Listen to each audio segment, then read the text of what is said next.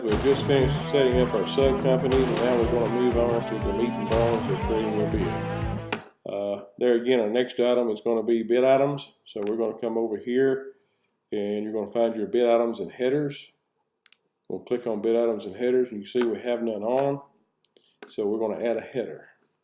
Our first header is going to be, we're going to start off with some grade work.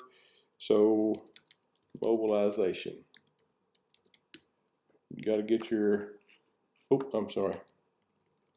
identifier. I like to use the 1000s. It's just easier, like to add bid items in between. So I'm going to start off with 1000. I would have erosion control, but we're going to start with grading. So 2000 will be our identifier. So I'm going to start this one off as a header of 2000 and grading.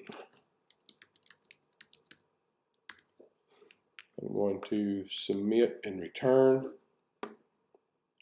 We're going to do another bid item header, and let's do domestic, well, let's do storm drainage. And so that would be a 3000 header. This is going to be storm drainage. We're going to submit and return.